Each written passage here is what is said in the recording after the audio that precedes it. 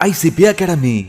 CA, CMA, CS, CAT போன்ற அனைத்து விதமான ப்ரொஃபஷனல் கோர்ஸ்களும் இங்கு எளிமையான முறையில் கற்றுத்தரப்படும். எங்களிடம் 25 வருடத்துக்கு மேல் அனுபவம் உள்ள ஆசிரியர்களும் உள்ளனர். அது மட்டும் இல்லாமல் ஆடிட்டர்களாலும் பயிற்சி அளிக்கப்படுகிறது. எங்களிடம் பயின்ற மாணவர்கள் மாநில அளவில் தேர்ச்சி பெற்றுள்ளனர் என்பதும் குறிப்பிடத்தக்கது. இந்த ப்ரொஃபஷனல் கோர்சஸோட கிளாஸஸ் பாத்தீங்க அப்படின்னா full time, part time, weekend classes அப்படின்னு பல விதமா இருக்கு. இதுல உங்களுக்கு எது கம்ஃபர்ட்டோ அதை சூஸ் பண்ணிக்கலாம். நீங்கள் வெளியூரை சேர்ந்த மாணவர்கள் என்றால் கவலை வேண்டாம். எங்களிடம் ஹாஸ்டல் வசதியும் உண்டு. மேலும் ஃப்ரீ டெஸ்ட் பேட்சும் நடத்தப்படுகிறது. இந்த ஃப்ரீ டெஸ்ட் பேட்சில் கலந்து கொண்ட அனைத்து மாணவர்களும் 100% தேர்ச்சி பெற்றுள்ளனர். அணுக வேண்டிய முகவரி number 973 TELC Church Complex, Town Hall Bus Stand, Coimbatore 641001. Contact 9894795915.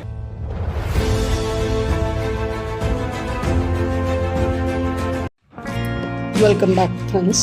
இப்போ நம்ம நெக்ஸ்ட்டு பார்க்குறது Heckscher Ohlin theory of trade. Comparative advantage அப்படிங்கிறதுடைய டிஃப்ரென்சஸ் பல காரணங்களுக்காக வரலாம். 20th சென்ச்சுரியில் பார்த்தோன்னா ஸ்வீடிஷ் எக்கானமிஸ்ட் எலி ஹெக்ஸர் அண்ட் பர்ட்டில் ஆக்லின்ங்கிறவங்க லேபரும் கேபிட்டலும் ஃபேக்டர் என்டோமென்ட்ஸாக அதுதான் அட்வான்டேஜஸை டிட்டர்மின் பண்ணக்கூடிய ஃபேக்டர்ஸாக பேசுகிறாங்க.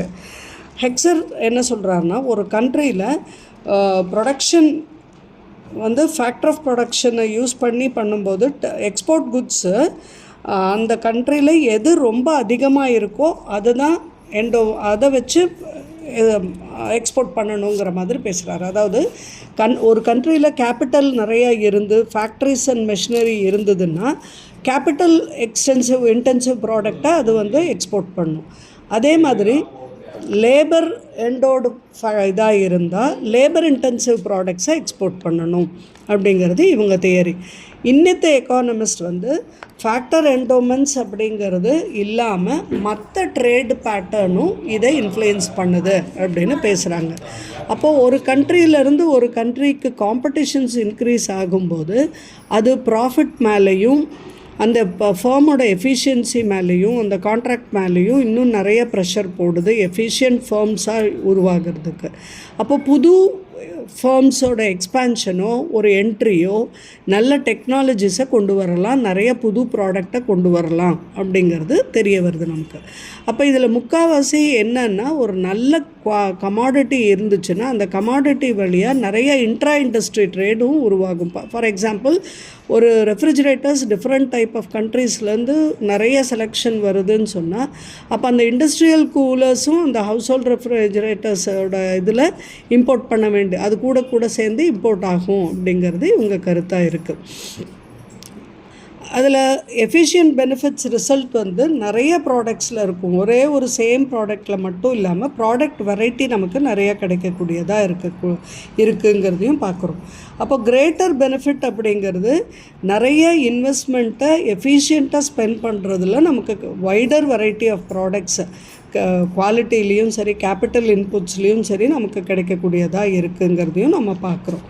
எக்கனாமிக் மாடல்ஸ் இந்த இம்பேக்ட் ஆஃப் ட்ரேடை அசஸ் பண்ணுறதுக்கு யூஸ் பண்ணும்போது டெக்னாலஜிக்கல் ட்ரான்ஸ்ஃபர் இன்வால்வ் ஆகிற அதனால் வரக்கூடிய இன்ஃப்ளூயன்ஸை நெக்லெக்ட் பண்ணுது அப்படின்னு தான் நம்ம பேசணும். அப்போ இந்த இடத்துல இன்ஃப்ளூயன்சஸ் அப்படிங்கிறது மாடல்னாலேயோ அல்லது வேறு அன்சர்டனிட்டினாலேயோ இன்ஃப்ளூயன்ஸ் ஆகக்கூடியதாக இருக்குங்கிறதையும் நம்ம பார்க்குறோம். எப்படியும் ரிசர்ச்சர்ஸ் என்ன பண்ணுறாங்கன்னு சொன்னால், இந்த ட்ரேட் ரிஃபார்ம்ஸ்னால் நம்ம டேரிஃப் ரெடியூஸ் ஆகிறதோ இல்லை நான் டேரிஃப் பேரியர்ஸ் டு ட்ரேடோ இருக்கிற ஒரு பெனிஃபிட்டை நம்ம இதில் பார்க்க தான் வேணுங்கிற மாதிரி முடிவுக்கு வர்றாங்க. அப்போ இந்த கம்பேரிசன் தியரி அது கம்பேரிட்டிவ் காஸ்ட் அண்ட் மாடர்ன் தியரியோட கம்பேரிசன்னு போட்டு பார்க்கும்போது டேபிள் 4.1.3 பேஜ் நம்பர் 9.7 எப்படி கொண்டு வர்றாங்கன்னு சொன்னால், தியரி ஆஃப் கம்பேரிட்டிவ் காஸ்ட்டில் டிஃப்ரென்ஸ் கம்பேரிட்டிவ் காஸ்ட்டில் தான் கண்ட்ரிக்குள்ளே இருக்கக்கூடிய அந்த பொருளுடைய விலையில் தான் அந்த டிஃப்ரென்ஸை பார்க்குறோன்னு சொல்கிறாங்க. மாடர்ன் தியரியில் கம்பேரிட்டிவ் காஸ்ட் மட்டும் இல்லாமல் அந்த ஃபேக்டர் அதில் இன்வால்வ் ஆகிருக்கிறது எந்த ஃபேக்டர் அதோட கம்பேரிட்டிவ் காஸ்ட்டும் சேர்ந்து வருது அப்படின்னு சொல்கிறாங்க. கம்பேரிட்டிவ் காஸ்ட்டில் லேபரோட தியரியை மட்டும்தான் எடுத்து லேபரோ தியரியோட வேல்யூவில் தான் பேஸ் ஆகிருக்கு. மாடர்ன் தியரியில் மணி காஸ்ட்டை வச்சு தான் பேசுகிறாங்க. அது ரொம்ப ரியலிஸ்டிக்காக அப்ரோச்சாக இருக்குது. இங்கே கம்பேரிட்டிவ் காஸ்ட்டில் லேபர் மட்டுமே ஒரு ப்ரொடக்ஷன் ஃபேக்டர்னு பார்த்துட்டு அது லேபர் மாடலாக பார்க்குறாங்க. மாடர்ன் தியரியில் வந்து லேபர் கேபிட்டல் ரெண்டையும் ஃபேக்டர் ப்ரொடக்ஷனாக பார்த்தா அங்கே வந்து அது ஒரு பெரிய ஸ்கோப் கிடைக்குது நமக்கு. அது 2 ஃபேக்டர் மாடல் அப்படின்னு சொல்லும்போது நிறைய ஃபேக்டர்ஸுக்கு அதை இன்க்ரீஸ் பண்ணிட்டும் போகலாம். அதே நெக்ஸ்ட் டிஃப்ரென்ஸ்னு பார்க்கும்போது கம்பேரிட்டிவ் காஸ்ட்டில் இன்டர்நேஷ்னல் ட்ரேட் அப்படிங்கிறது டொமஸ்டிக் ட்ரேடை விட டிஃப்ரெண்ட்டாக இருக்கிறதா ட்ரீட் பண்ணுறாங்க. இங்கே இதில் வந்து மாடர்ன் தியரியில் வந்து இன்டர்நேஷ்னல் ட்ரேட் அப்படிங்கிறது இன்டர் ரீஜனல் ட்ரேடோட ஒரு ஸ்பெஷல் கேஸாக தான் பார்க்குறோம். இதில் வந்து கம்பேரிட்டிவ் காஸ்ட் ஆஃப் த குட்ஸை மட்டுமே ஸ்டடி பண்ணுறாங்க. இங்கே ஃபேக்டரோட ரிலேட்டிவ் ப்ரைஸஸையும் குட்ஸோட கம்பேரிட்டிவ் காஸ்ட்டையும் சேர்த்து பேசப்படுது இங்கே. அடுத்தது இந்த கம்பேரிட்டிவ் காஸ்ட்டில் கம்பேரிட்டிவ் அட்வான்டேஜோட டிஃப்ரென்ஸை மட்டுமே பார்க்குறோம். ஒர்க்கர்ஸோட ப்ரொடக்டிவ் எஃபிஷியன்சியை பார்க்குறதில்ல. அதே மாடர்ன் தியரியில் differences in comparative advantage and differences in factor endowment ரெண்டையுமே பார்க்குறோம் நம்ம. இந்த கம்பேரிட்டிவ் காஸ்ட் தியரியில் வந்து ஃபேக்டர் ப்ரைஸ் டிஃப்ரென்சஸை நம்ம எடுத்துக்கிறது இல்லை. இங்கே வந்து ஃபேக்டர் ப்ரைஸ் டிஃப்ரென்சஸை தான் மெயின் கமாடிட்டி ப்ரைஸ் டிஃப்ரென்ஸோட காரணமாக எடுத்துக்கிறோம். அடுத்தது கம்பேரிட்டிவ் காஸ்ட் தியரியில் கம்பேரிட்டிவ் அட்வான்டேஜுக்கு காசாக இருக்கக்கூடிய டிஃப்ரென்சஸை எடுக்கிறதில்ல. இதில் வந்து டிஃப்ரென்சஸ் இன் கம்பேரிட்டிவ் அட்வான்டேஜையும் சொல்லுது, டிஃப்ரென்சஸ் இன் த ஃபேக்டர் என்டோமெண்ட்ஸையும் சொல்லுது. அடுத்தது கம்பேரிட்டிவ் காஸ்ட் லாஸ்ட்டாக வந்து இன்டர்நேஷ்னல் ட்ரேடால் வரக்கூடிய கெயின்ஸை மட்டுமே டெமான்ஸ்ட்ரேட் பண்ணக்கூடியதாக இருக்குது.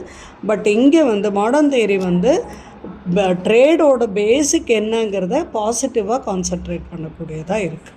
இதுதான் நமக்கு இந்த 2 தியரியுடைய டிஃப்ரென்சஸாக பார்க்குறோம். நெக்ஸ்ட்டு வந்து globalisation and new international trade theory.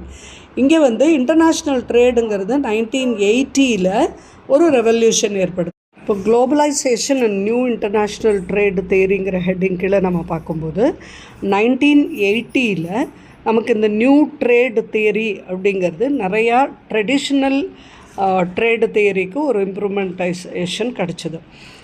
Imperfect காம்படிஷனை introduce பண்ணிச்சு, ரிட்டர்ன்ஸ் நிறையா வந்தது. ஃபண்டமெண்டல் பாயிண்ட் அப்படிங்கிறது ட்ரேடு ஒரு பாசிட்டிவ் சம் டோட்டல் கேம்ங்கிற மாதிரி ஆரம்பிச்சது. கண்ட்ரீஸ் டு கண்ட்ரீஸ் அவங்களுடைய மியூச்சுவல் பெனிஃபிட்டுக்காக இன்டர்நேஷ்னல் ட்ரேடை ரெடி பண்ண ஆரம்பிச்சுக்கிட்டாங்க. அப்போ இந்த நியூ ட்ரேடு தியரி என்ன சொல்லுது அப்படின்னா, மார்க்கெட்டை என்லார்ஜ் பண்ணுறதுக்கும் காம்படிஷன் இன்க்ரீஸ் பண்ணவும் எக்கானமிஸ் ஆஃப் ஸ்கேலை இன்னும் நல்லா எக்ஸ்ப்ளாய்ட் பண்ணவும் கெயின்ஸ்க்கும் கம்பேரிட்டிவ் அட்வான்டேஜுக்கு மேலே இந்த இன்டர்நேஷ்னல் ட்ரேட் தியரிங்கிறது இந்த ட்ரேட் பிட்வீன் கண்ட்ரிஸ் ஹெல்ப்ஃபுல்லாக இருக்குங்கிறத பார்த்தது. அப்போது நியூ ட்ரேட் தியரி என்ன சஜஸ்ட் பண்ணுதுன்னா, நிறையா குட்ஸ் வந்து இண்டஸ்ட்ரீஸ் அலிகோபாலிஸ்டிக்காக இருந்தாலும் சரி வேறையாக இருந்தாலும் சரி அவங்க இதை நிறையா ட்ரேட் பண்ண ஆரம்பித்தாங்க. ஏன்னா நிறைய எக்ஸ்டர்னல் எக்கானமிஸ் கிடச்சிது. எக்ஸ்டர்னல் எக்கானமிஸ்ன்னு சொல்லும்போது லார்ஜ் ஸ்கேல் ப்ரொடக்ஷன், இன்டர்மீடியேட்ஸ் எது நான் ட்ரேட் ஆகாமல் இருந்ததோ இதுக்கெல்லாம் சேர்ந்து மார்க்கெட் கிடைக்க ஆரம்பிச்சிச்சு. அதனால் ஒரு இன்டர்நேஷ்னல் எக்கானமியில் இதில் ஆப்டிமம் பேரட்டோ ஆப்டிமம்னு சொல்கிறாங்க. மார்க்கெட் வந்து ஒரு நல்ல சப்ஆப்டிமல் ரிசல்ட்ஸுக்கு லீட் பண்ண ஆரம்பிச்சது. அமெரிக்கன் எக்கானமிஸ்ட் அண்ட் ஜேர்னலிஸ்ட் 2008 பால் கிரிக்மேன்கிற ஒரு Nobel prize for economist Nobel prize வாங்கினார். எதுக்குன்னா எக்கனாமிக் ஜியாகிரஃபி அப்படிங்கிற இதுக்கு அவரோட ஒர்க்குக்காக வாங்குறாரு. இதில் அவர் வந்து இன்டர்நேஷ்னல் ட்ரேட் பேட்டர்ன்ஸை ஐடென்டிஃபை பண்ணார். 1970 பால் கிரிக்மேன் நோட்டீஸ் பண்ணது என்னன்னா, எக்கானமிஸ்ட் இந்த இன்டர்நேஷ்னல் ட்ரேடு பேட்டர்னை வந்து யூஸ் பண்ணது எதுக்குன்னா, டேட்டாவில் ஃபிட் பண்ணாமல் இருந்த டேட்டாஸை யூஸ் பண்ணாங்க. இந்த கெக்ஸ்டர் ஓக்லின் மாடல் என்ன ப்ரெடிக்ட் பண்ணுச்சுன்னா, capital to labour, capital rich countries வந்து கேபிட்டல் இன்டென்சிவ் குட்டை எக்ஸ்போர்ட் பண்ணி லேபர் இன்டென்சிவ் குட்டை இம்போர்ட் பண்ணி லேபர் ரிச் கண்ட்ரீஸ் கிட்ட இருந்து இந்த மாதிரி ட்ரேட் பார்த்தாங்கங்கிறத நோட்டீஸ் பண்ணார். அப்போ குருக்மன் இதை வந்து எப்படி நோட்டீஸ் பண்ணார்னா, இன்டர்நேஷ்னல் ட்ரேடுங்கிறது 2 கண்ட்ரிக்குள்ளே கேபிட்டலுக்கும் லேபருக்கும் இருக்கிற அதே ரேஷியோவில் தான் நடந்தது. ஆட்டோ இண்டஸ்ட்ரீஸ் அப்படிங்கிறது கேபிட்டல் இன்டென்சிவ் ஸ்வீடன் வந்து காரை கேபிட்டல் இன்டென்சிவ் அமெரிக்காக்கே எக்ஸ்போர்ட் பண்ணாங்க. ஸ்வீடிஷ் கன்சூமர்ஸ் எல்லாமும் அமெரிக்காவிலேருந்து காசை இம்போர்ட் பண்ணாங்க. இது வந்து கீ எக்கனாமிக் செக்டர்ஸ் இந்தியா மாதிரி இருக்கிற இடத்துல எலக்ட்ரானிக்ஸு, ஐடி, ஃபுட்டு, ஆட்டோமேட்டிவ் இது எல்லாத்துலேயுமே வந்து இது உண்மையாக இருக்கிறது பார்த்ததாங்க. அதாவது எந்த கண்ட்ரியில் அந்த கண்ட்ரிலே இருக்கிற ப்ராடக்டாக இருந்தால் கூட இது வந்து எக்ஸ்போர்ட் ஆகி வேறு கண்ட்ரிலேருந்து அந்த ப்ராடக்ட் இங்கே வந்ததுங்கிறது தான் இவர் கண்டுபிடிச்சது.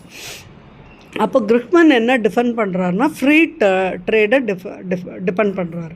அவர் வந்து ஒரு wellbeing of people around the வேர்ல்டுக்கு தான் கன்சர்ன் கொடுத்தாரு. இந்த இடத்துல அவர் வந்து சீப் லேபர் அப்படிங்கிறத எக்ஸாம்பிளாக கொண்டு வராரு. மணிலாவில் பீப்புள் வந்து ரொம்ப கார்பேஜை எடுத்து அது வழியாக வாழ்ந்துட்டு இருந்தவங்கள லோ வேஜ் ஜாப்ஸாக இருக்கிற மல்டிநேஷ்னல் கம்பெனி, ஃபிலிப்பைன்ஸ், பங்களாதேஷ் அந்த மாதிரி இருக்கிற புவர் கண்ட்ரீஸில் இருக்கிறவங்கள எடுத்துகிட்டு வந்து மல்டிநேஷ்னல் கம்பெனிஸ் அவங்கள ஒர்க் வாங்கி அவங்க வழியாக ஹண்ட்ரட்ஸ் ஆஃப் மில்லியன்ஸ் ஆஃப் பீப்புளோட பாவர்ட்டியை வந்து ரிமூவ் பண்ணுறது நடந்தது அப்படின்னு சொல்கிறாரு. அப்போது இந்த new international theory, new trade தியரிங்கிறதுல 2 கான்செப்ட் இருக்குது.